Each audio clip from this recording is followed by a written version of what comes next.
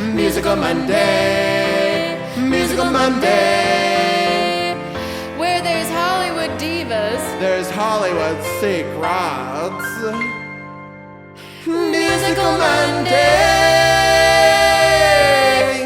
Oh, hello, and welcome to Musical Monday with Zach and Shay. I'm Zach. I'm Shay. And you're at IMPROV IMPROV Broadway. Broadway. And of course, we're joined by the one Joined? by Caleb on the keys. Powerful chord. Most powerful chord there it is. Oh man, you know what I love to watch on the weekends?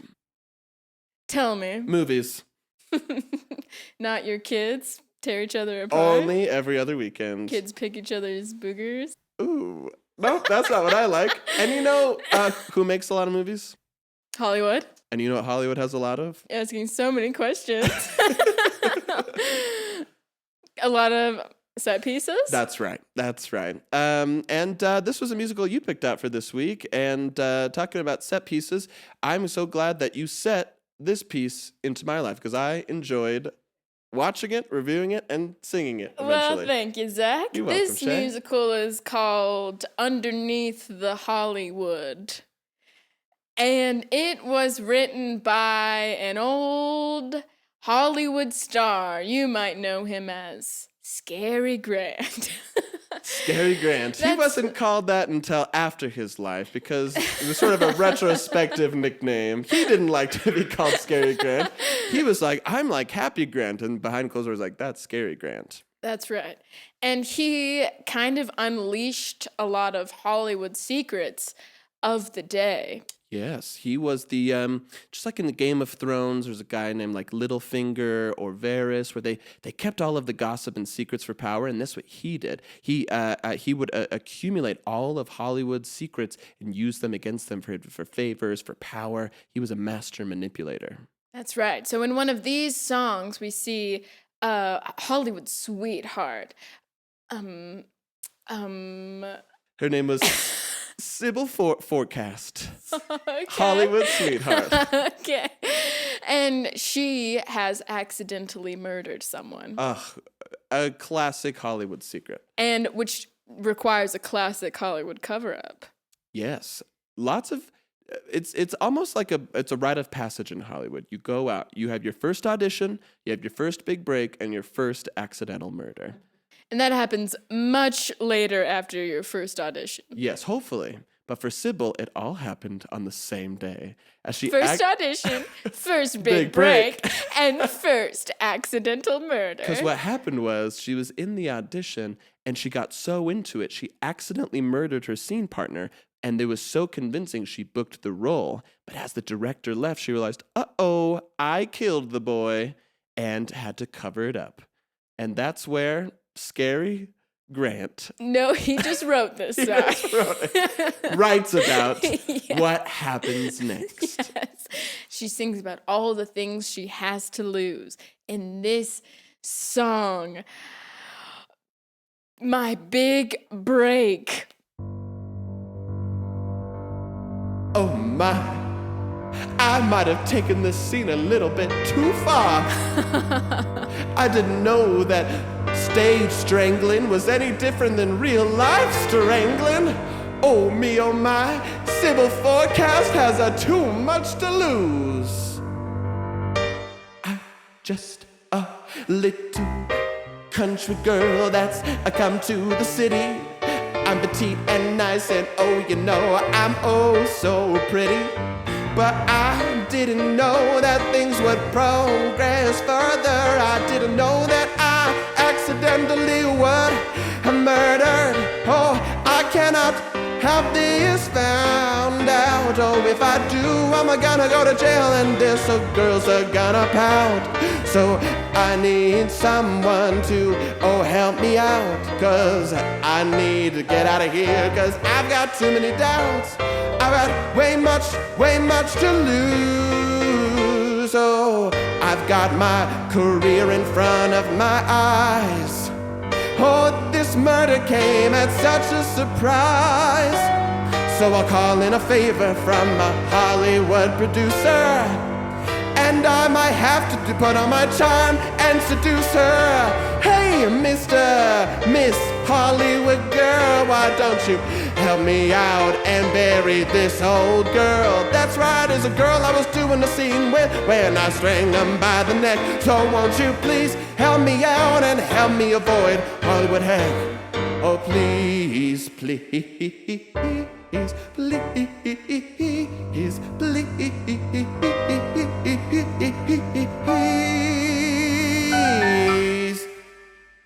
Help me out.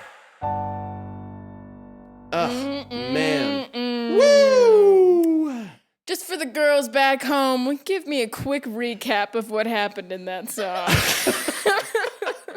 Well, she basically just repeated over and over again that she killed someone and needed help, and then she sees a female Hollywood producer, decides to seduce her by saying hoo hoo hoo hoo hoo hoo hoo, which of course works in the song, and she ropes it in to help hide the body so that her career can progress. So two women hide a body to get their gains in the Hollywood world. And where do you think they hide that body? The one place no one would ever look. You seem to know better than me. The Hollywood sign, right underneath the D. The D, the big D. The big D, which stands for death. And who should find that body but Detective Smothers? He is a rookie agent, a rookie private detective who wants his big break in the rookie world. And he noticed when Sybil Forecast was cast in her first murder movie, when he was in theaters, he says, "That's not acting. That's the eye of someone who's murdered someone and buried the body under a Hollywood sign. It was just a hunch, but that's how good he was at his job." He was so good that he found that body. Almost immediately. And he brings the body to her penthouse apartment and confronts her with the evidence. In this song, I Got You, Doll. I saw him laying there, knees out, fingernails a bit too long. That's how I knew he was dead. He was buried underground.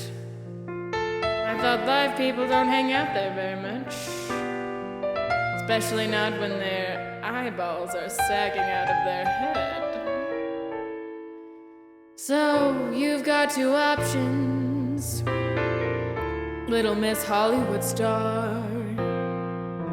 You had a big future, but not anymore. I got you caught.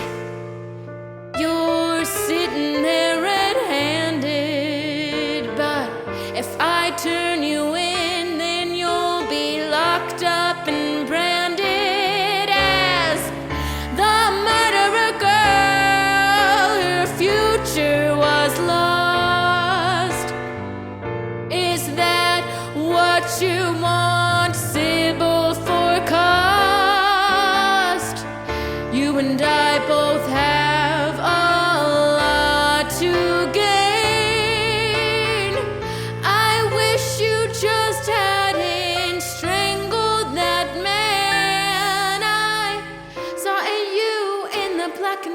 pictures. I always wanted to meet ya, but I never thought I would be here standing with handcuffs. So I got you, doll. I got you, doll. I caught you, doll. Baby doll, baby doll, baby doll. Oh, if only life were more and white. I wish there was a gray area so I could let you out and save ya. Pretty girl, come on down.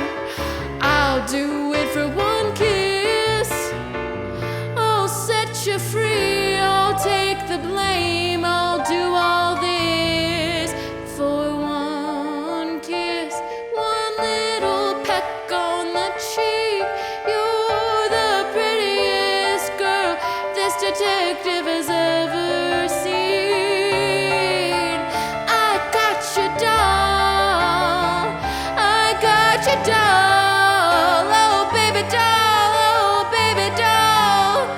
I could save you after all. I got you, baby doll.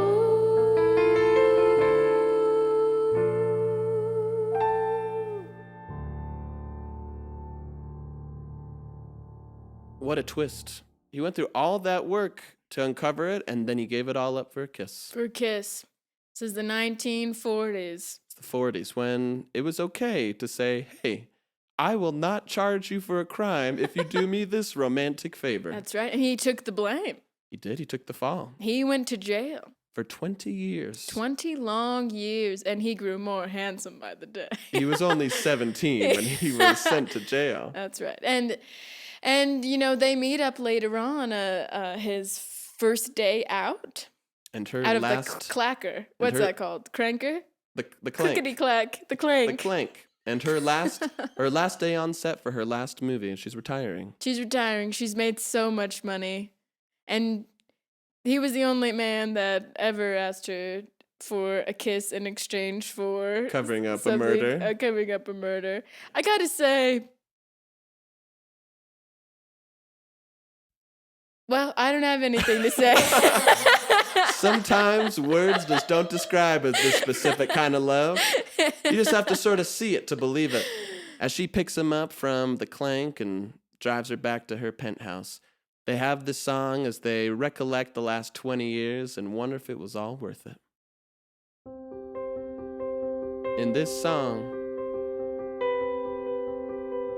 seeing the pictures.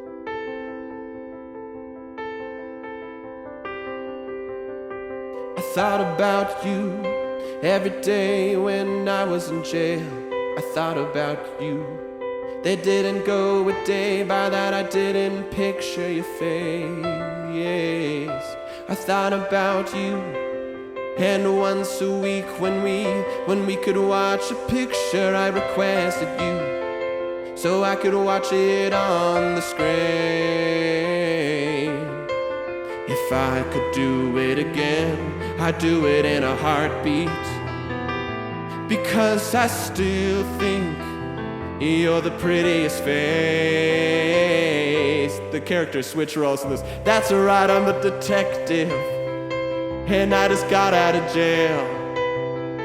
And you're the prettiest girl I've ever seen, and I hope that you'll still be my gal. So I hope that when we go out, we'll always have the pictures. Yeah, we'll always have the pictures. I've been in so many movies now, they all feel like a blur. Faster and faster, 'cause I waited 20 years with bated breath. Can't believe there aren't any days left now that I can be with you. Life used to be so black and white, but now you've added color to my life. I just want you to solve one mystery. Are you able to be with me? The evidence is pointing to a solid yes. I just can't wait for our memories to cross through our heads and see what life is all about. Just wanna see you in the pictures. Just wanna see you in our future pictures. Just wanna see you in the pictures. Just wanna see you in the future pictures. I gave you my heart and I'd give it again, and I'd give you my all. When it comes to the case of my love for you, I'll definitely take the fall. And I spent the last 2 decades in prison without you. But now that I'm out, baby, I just can't wait to say I do. I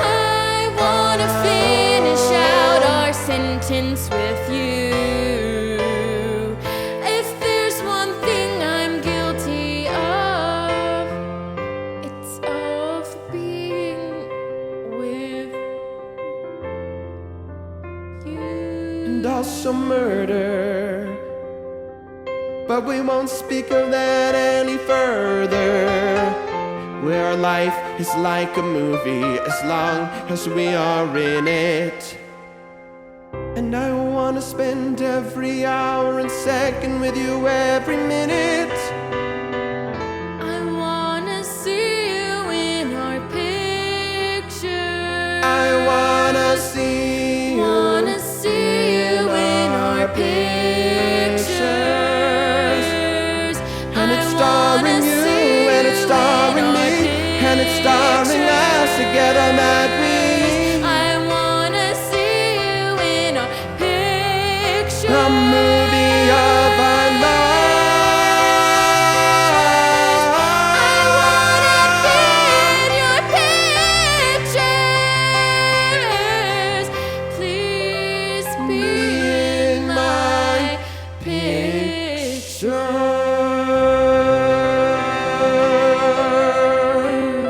These tickets are on me, doll. They have AC. And that's the musical. Wow, what an incredible love story that I would take it that, hey, if you really love someone, you take the fall for them and serve out their prison sentence for murder. Because they will be there when you get out. They definitely will. They will not forget about you and take advantage of you and move on and never come pick you up again. And you know what I'll never forget about? Musical Monday. Musical Monday. Thank you so much for tuning into Musical Monday. Let's give a big round of applause wherever you are to the creators of the show. We got Shay McCombs. Zach Atherton. And of course, Caleb Wall. And it doesn't matter what day of the week you're watching this, because wherever you are and whenever you are, it's always Musical Monday. Tickets for two, please.